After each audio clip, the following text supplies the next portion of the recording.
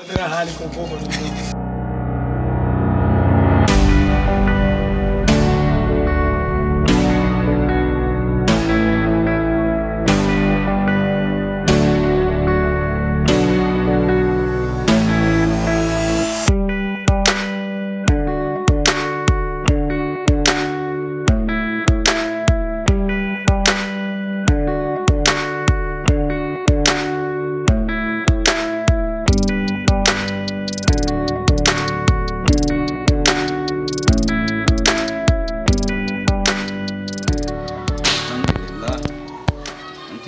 taw Allah hamdinno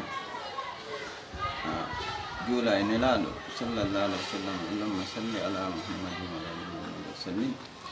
Haray on tigi no welti so a ari a tawi alimma no tambiti diina no wonde julɓe ɓe no wonde sénation no wonde mawɓe aray ɗa welti on tigi no welti no yetti Allah hamdinni no du'ani on onon kadi puisque namo kala jokkata goɗɗo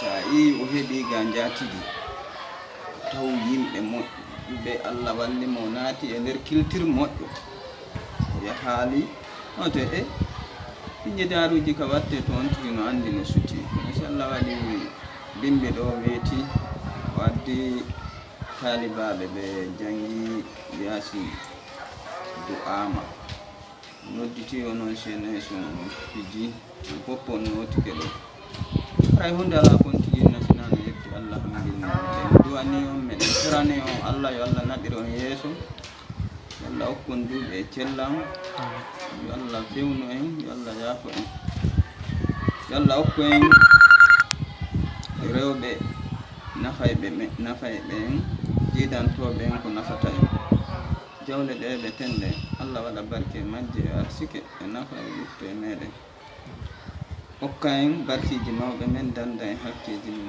maɓɓe ɗino fureji ɗin yaafo wadda ɓe yaafaɓe ila ɗo ha babadama kala jokkuɗo ko nelaɗo jokki kon Allah hinno ɓe yaafo wadda ɓe yaafaɓe Allah subhanahu wa ta'ala on ɓeɗen wano ɓe wayi Allah waɗara koye tumɓe jaɓana yaafa ta Allah waru en o yaafake en yaafo en so wara en barki rabbana taqabbal minna innaka antas samiul alim wa tub ilayna innaka antat tawwabur rahim waghfir lana innaka antal ghafurur rahim.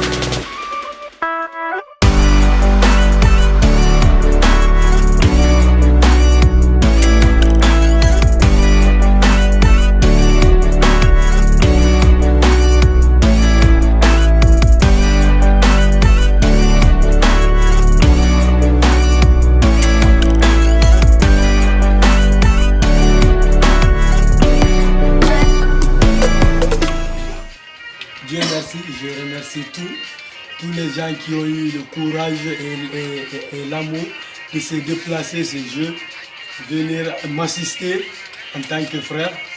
Je remercie beaucoup. En plus, quand même, le mariage, c'est ça complète un homme. Si tu vois un grand homme, tu vas voir quelque chose qui est derrière lui comme une femme. Bon, moi, c'est pour ça que j'ai imaginé, pensé, le moment que je suis comme ça, je ne peux pas aller me présenter en tant que responsable. Ça trouve que les gens me considèrent en même temps que célibataire. Je ne regarde pas, comment dirais-je, la situation de la galère du pays et comment dirais-je, la façon de la fille. Mais je regarde seulement le destin que Dieu m'a fait. Car le destin est inévitable. On peut choisir les copines dans les blagues, mais le mariage, ça c'est déjà prévu chez Dieu. Si tu as marié une femme et que ce n'est pas ta femme, c'est quelque chose de 2 jours, 3 jours. Le 4e jour, vous allez cacher. Chacun est dans son chacun. Chacun bouge avec sa femme. Bon, je prie Dieu que celle-là, ça soit ma femme et que ça soit une femme de ma chance. En plus, elle me donne des beaux bébés seulement. Est-ce que tu vois? Tous mes frères à l'air là, tous les gens, tous les jeunes comme moi, ont le souci de ça. Mais pourquoi ça ne vient pas à leur tête? Parce que le position n'est pas calé. Bon, je prie Dieu que Dieu remplit toutes nos positions pour qu'on puisse réaliser nos rêves. Bon, on peut pas tout dire. Aujourd'hui, tellement je suis content. Et à cause de ça, aujourd'hui, vous tous, vous avez laissé toutes vos occupations. Vous m'avez montré que ouais, moi aussi, je ne suis pas quelqu'un comme ça. Vous m'avez montré que ouais, aujourd'hui, j'ai des gens derrière moi. Ça, vraiment, je vous remercie. En même temps, je prie Dieu, que Dieu nous aide nous tous dans nos vies, dans nos programmes, dans nos business, tout. Je vous remercie vraiment.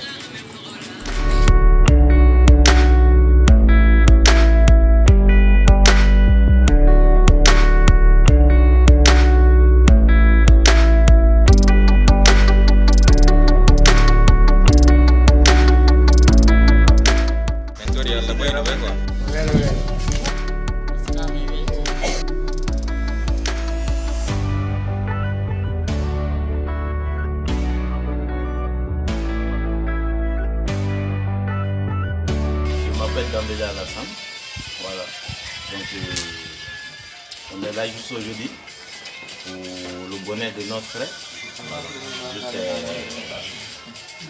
On souhaite toujours la bienvenue à la nouvelle mariée. Voilà.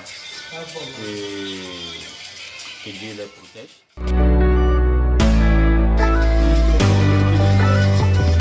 Oh, comment on a? Ya bala do fora jori da wala tunyi langa ngo tunga yeni ya on na se da ka ba awa akole ala ande ko di mas billahi tigro wenti ha ano go no ala ni come mala go da ko ko ni u wo te ta ke ka mai ona ke fo aji ne ba da ko ni na ri ko ngo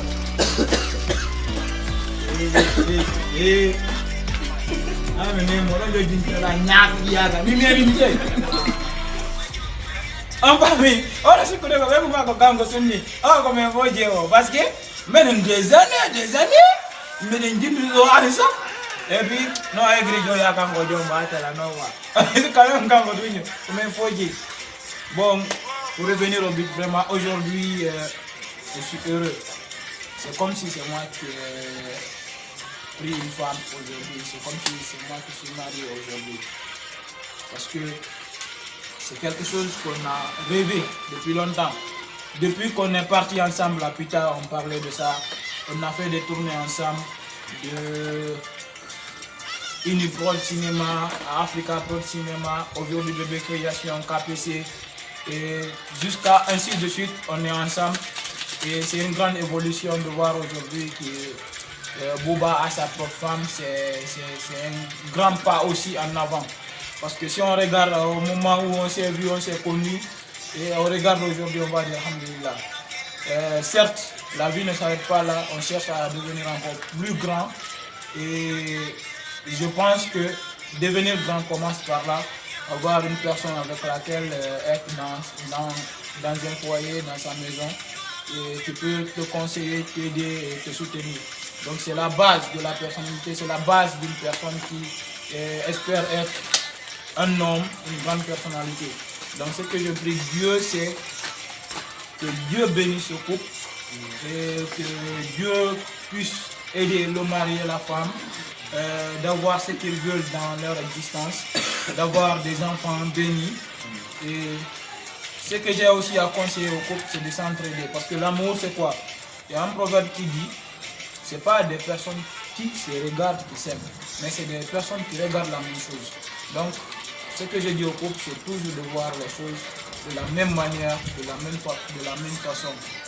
Quand quelqu'un a besoin de quelque chose, de consulter l'autre, de discuter, de parler, parce qu'aucune personne ne peut se gérer seule. Vraiment, ce que je dis aujourd'hui, c'est du fond du cœur. C'est ma première fois d'ailleurs. Et je suis vraiment content. C'est une journée extraordinaire. Voilà. Et je prie Dieu que cette journée soit encore plus inoubliable que jamais. Et je dédie cette vidéo à tous les fans de Africa Prod Cinéma. Et cette vidéo est lancée aujourd'hui sur l'Africa Prod Cinéma pour vous montrer que si aujourd'hui vous ne voyez pas assez Boubacar sur Africa Prod Cinéma, Sally Ronson, le grand acteur que vous avez connu, que vous aimez assez, et qui a créé avec moi cette grande chaîne que vous voyez. Aujourd'hui, nous avons plus de 30 000 abonnés. Nous avons plus de 200 000 vues dans nos vidéos. C'est vraiment extraordinaire. Grâce à vous, je sais que le fameux Boubacar, il n'était pas là, il était occupé. Et aujourd'hui, c'est son mariage. Et nous sollicitons vos commentaires, nous sollicitons vos likes. Et surtout, restez connectés. Voilà.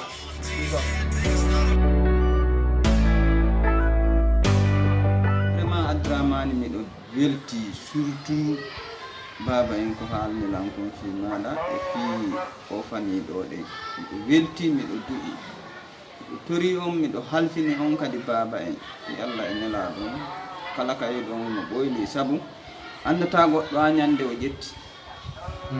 Ko tuma goɗɗo ƴetti si anda jikku makko.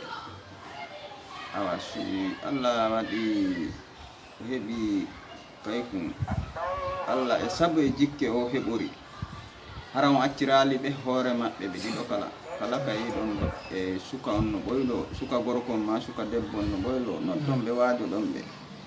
Si ɓe jaɓali ɓeɗo no ɗo ɓe kadi waajoɓe ɓe hanile nande ko waajotoɗon ɓe kon. Par ce que sa yi ka goɗɗo ko onon julɓe wondaɓe note an tun hoorema na a hunde ko onon wondaɓe waɗi ɓe neɗɗo. Donc inchallah o gera o tambito kumpay kum ko Allah e sabu e jikke kum heɓori. Nde bam makko ko min watta ɗo mariage nene makko enni wo koyoɓe yaw ka salon dingira en ka saare. Bam makko enni so yeehi to e ɓiɗɗo ma ko ha ɗum ton na wari ɗo ɗen o yeehi ka salon bam makko no wawi wiide o andi ara min kadi miɗo welti kala ko waɗanimo ɗo, kala ko waɗani o suka debbo ɗo harayno welalam, kala ko waɗani mawɓe makko ɓe harayno welalam. Donc so tawi no woni no mi yahu no mi ari mi heɓanalimo paykum harayno jaɓali. Joni min ɗo mi welti, miɗo du'ani on, ɗo tori Allah yo Allah wallu on yaron yeeso toon yaaru ɓaawo, Allah naɗir on yeeso toon yaaru ɓaawo. Haray dow yo teddin ɓe o tawi ɗo nani, yo teddin o famille. Namo kala pooɗata goɗɗo ɓanna sera muɗum. Si ɓe pooɗimo ta o toni to, ta o ñaaɗu, ta o haaɓu goɗɗo ko yarɗa wo si tawi a jaɓi a heɓay nene, a heɓay baba, a heɓay jatigi, a heɓay nene goto, a heɓay baba goɗɗo. Donc ɓe onon e ɓe on waɗiɓe ɓiɓɓe makko, nene gotoɓe makko, jatigiɓe makko, musidɓe makko, joɗodal makko, immodal makko. Donc yo geru o wakkilo o muñño e moɗon e hoore moɗon. Ko ɗum ɗon mi torimo si Allah e nelaɗon. Joni ko ɗum woni ton haala lannatami hande on ɗum ɗo woni